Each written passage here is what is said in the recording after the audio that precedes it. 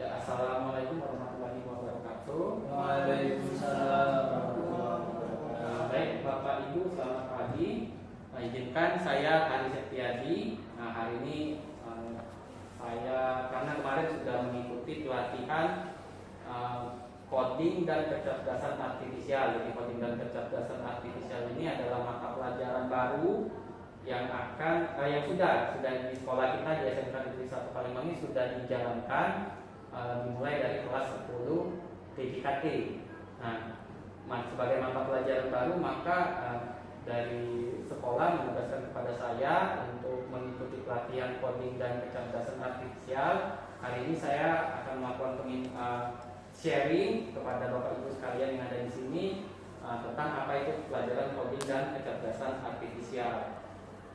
Baiklah, langsung saja kita mulai. Jadi untuk pelajaran coding dan kecerdasan artifisial itu, coding itu adalah sebuah aktivitas membuat program, membuat software. Intinya kan kita punya komputer ya, punya perangkat handphone, dan semuanya itu kan bisa berjalan dengan kalau cuma perangkat keras saja kan nggak bisa berjalan, maka butuh yang namanya software kan. Software biar bisa jalan. Contohnya kalau HP kita mungkin Android ya, itu apa? iOS ya, kalau iPhone ya, nah gitu. Jadi itu semua program dan semua itu dihasilkan dari aktivitas yang namanya coding. Oke. Nah, coding ini kalau mau kita itu sebenarnya ada di W3 School ya, W3 School. Jadi sebenarnya coding ini kayak belajar bahasa gitu. Kayak belajar bahasa ada kata-katanya gitu kan, banyak gitu. Jadi sebenarnya kalau mau belajar banyak kata-katanya. Nah, yang hari ini mau kita terapkan, yang mau saya sharing adalah bagaimana cara kita agar pelajaran ini sebenarnya pelajaran coding dan kecerdasan artifisial ini sebenarnya ribet dan sebenarnya tidak bisa diajarkan ke semua anak. Jadi bagaimana caranya kita bisa mengajarkan ke anak tersebut ya, apalagi anak-anak kita kan masih muda sekali kan. Jadi kalau mereka belum ada basicnya, motivasi, apalagi belum ada motivasi ya, maka dia bingung nanti. Mereka jadinya belajar ini akan jadi males-malesan gitu kan. Nah, jadi hari ini saya akan coba sharing ke Bapak Ibu bagaimana caranya kita bikin pembelajaran ini lebih, bagaimana kita bisa ibaratnya kan kalau dulu ada iklan itu Rexona ya, kesan pertama begitu menggoda, selanjutnya terserah Anda. Nah, bagaimana sebagai pelajaran baru ini coding dan KA ini ketika kita mulai mengenalkan kesannya itu baik gitu. Selanjutnya terserah kita, tinggal kita update. Dan coding ini tidak harus guru komputer, tidak harus yang Eskom atau gitu, tapi sebenarnya bisa semua guru. Nah, hari ini untuk meyakinkan Bapak Ibu bagaimana caranya agar nanti pelajaran coding dan KA ini bisa diajarkan oleh semua guru, saya akan share. Ini sebuah aplikasi, kita buka dulu. Oke, ini aplikasi. Nah, ini kita buka di Google Chrome. Nah, ini kan sekarang lagi marak yang namanya judi online, benar? Kan jadi banyak judi online. Nah, kalau menurut Bapak Ibu, judi online itu hoki atau memang sudah disetting? Sudah disetting. Kalau menurut Pak Tony, kenapa bisa bilang sudah disetting? Karena itu tadi coding ya dia. Coding karena ya, programming. Kembali lagi lihat coding tadi ya. Nah, jadi benar. Jadi kalau yang di komputer itu sebenarnya bisa dibikin random, tapi bisa juga dibikin gini. Tapi kan kalau kita jelaskan ke anak-anak kan mungkin banyak juga yang mulai coba-coba kan. Bagaimana kita jelaskannya kayak gitu? Nah, oh ini sebenarnya sudah disetting, masih kadang-kadang kan masih bandel kan, masih pengen coba gitu kan. Kadang-kadang juga ini jadi bisa diterapkan untuk anak-anak, untuk masyarakat. Nah, jadi ini sebenarnya kayak di online yang zaman dulu ya, di online yang tebak 4 angka. Kalau zaman dulu kita kecil itu kan di koran itu ada 4 angka ya. Nah, 4 angka itu jadi kita di judi online ini. Nah, file ini terdiri dari 3 file, HTML, CSS, dan JavaScript. Oke, jadi kita ngajarkan yang simpel dulu aja. Oke, jadi di kitanya juga enak, di muridnya juga enak. Jadi simpel, HTML, CSS, JavaScript. HTML itu ibaratnya strukturnya, CSS CSS itu ibaratnya dindingnya, tampilan, dan JavaScript itu mesinnya gitu. Oke. Nah, di sini yang beda dengan judi online itu ada selalu menang, selalu kalah, random menang, random kalah. Kalau di judi online yang beneran itu kan nggak ada ya. Nah, jadi kalau kami contohnya kita pencet selalu menang, contohnya selalu menang, stop. Nah, menang dia kan, nambah 5 juta, main lagi, stop, selalu menang dia. Jadi gini, karena di selalu menang ini di codingnya nanti saya tunjukkan itu sudah disetting angkanya. Jadi dia di sini mulai dari 0,00 sampai 10. Kalau 00 itu berarti dia nggak akan menang. Kalau sudah 10 pasti selalu menang. Nah, kita lihat di codingannya. Nah, ini HTML, CSS dan JavaScript. Nanti filenya ini boleh dibagi, boleh di-share. Oke, kita buka di. Nah, jadi di sini kita lihat, tapi kita perbesar. Nah, jadi di sini ini ada namanya 4 settingan: always win, always lose, random win, dan random lose.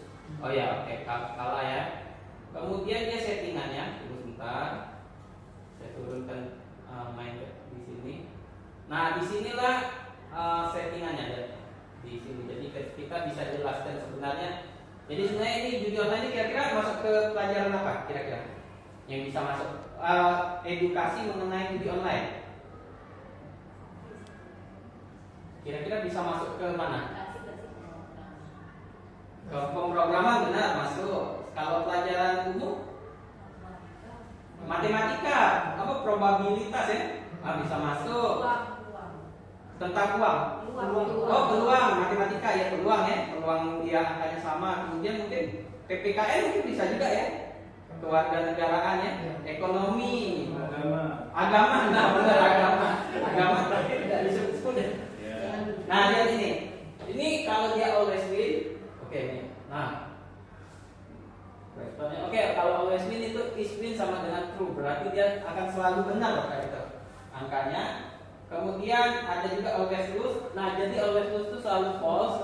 Nah, ini yang peluang tadi 0,7, 70% itu random win dan 30% ini random kalah. Oke. Kita coba ya, kita coba dulu. Lihat ini. Nanti kita coba sekarang. Nah, tadi kalau selalu menang, jadi sampai pencet berapa kali pasti menang. Karena dia sudah disetting dari codingnya tadi yang script.js. Nah, kalau selalu kalah, stop. Tidak sama kan? Jalan lagi, stop. Enggak, ini kan selalu tidak sama. Sekarang kita bikin yang peluang menangnya 70%. Jadi umpamanya yang penjudi ini main, dia menangnya 70%, maka itu kita klik random menang. Persentasenya tadi 0,7. Kalau 1 always win, kalau 0 always lose. Ini 0,7. Kita coba ya. Wah, masih oke. Biar dia jalan dulu. Pencet lagi. Masih oke. Mantap nih tangan. Oke, kita coba lagi. Wah, masih oke lagi. Waduh. Nah, baru selisih. Jadi dia ada menang, kalah. Sekarang kalau kita mau habisi ini saldonya dari 15 juta, random kalah. Stop. Nah, banyak. Tapi ada menangnya nanti. Nah, ini yang dipakai di judi online itu kalau sudah untuk namiskan yang random kalah. Ada banyak kalah, ada menang dikit. Jadi ini semua, jadi kita tuh sebenarnya Bapak Ibu yang perlu ini bisa semua pelajaran itu sebenarnya bisa pakai coding ini. Jadi kita bisa kolaborasi, jadi tidak harus maksudnya yang ngajarin coding ini guru ini. Enggak, kita bisa kolaborasi guru IPA, guru agama, guru matematika, bisa semua Bapak Ibu. Oke. Nah, jadi semuanya tuh bisa kita bisa kolaborasi,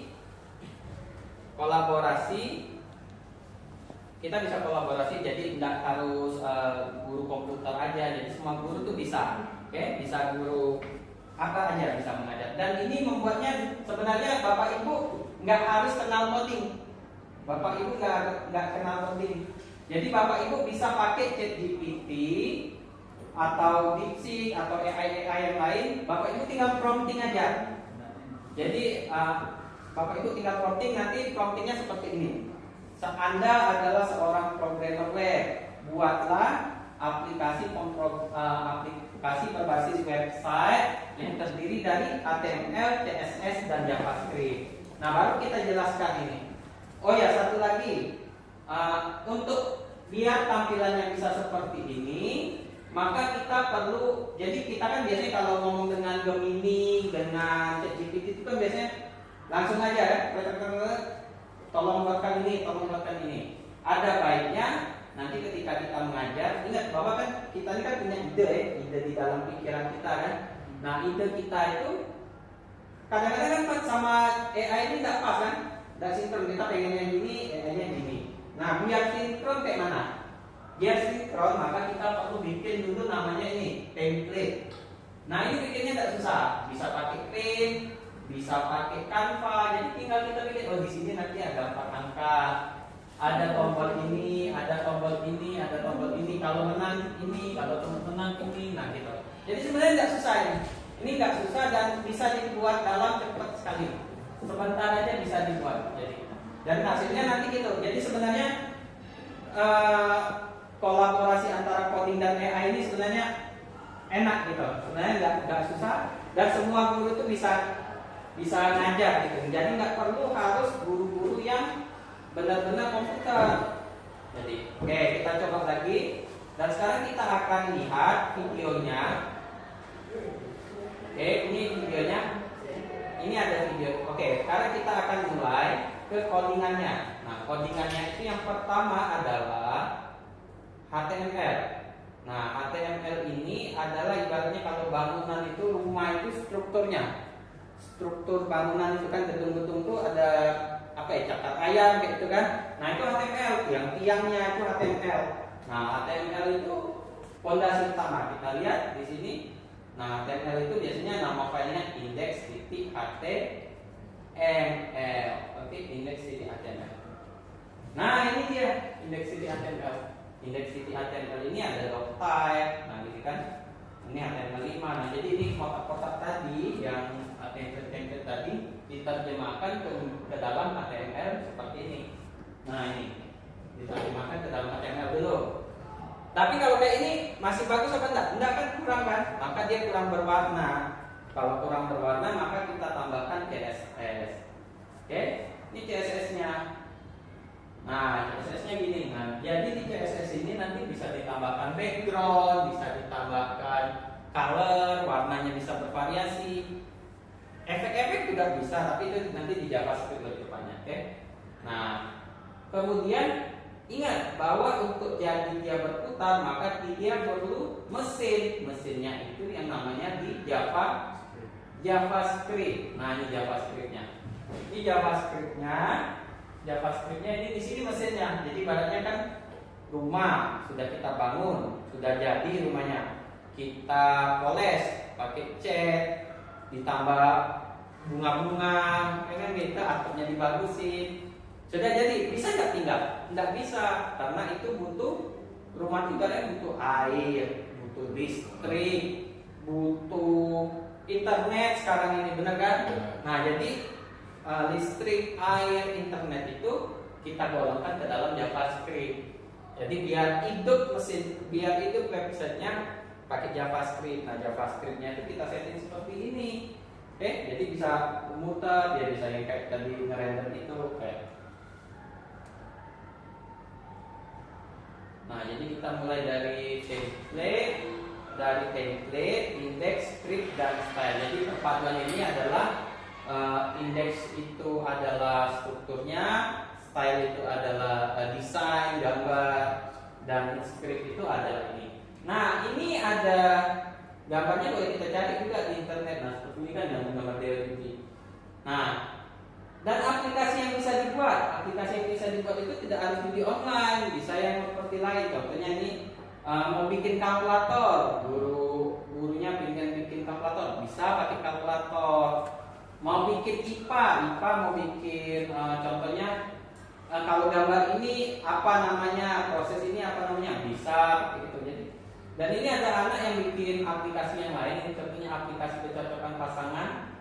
Nah, ini kita coba ya. Nah, ini ada aplikasi kecocokan pasangan. Nah, tinggal masukkan nama pria, nama wanita, kemudian dicek. Ini aplikasi kecocokan pasangan. Kemudian anak-anak juga bisa kita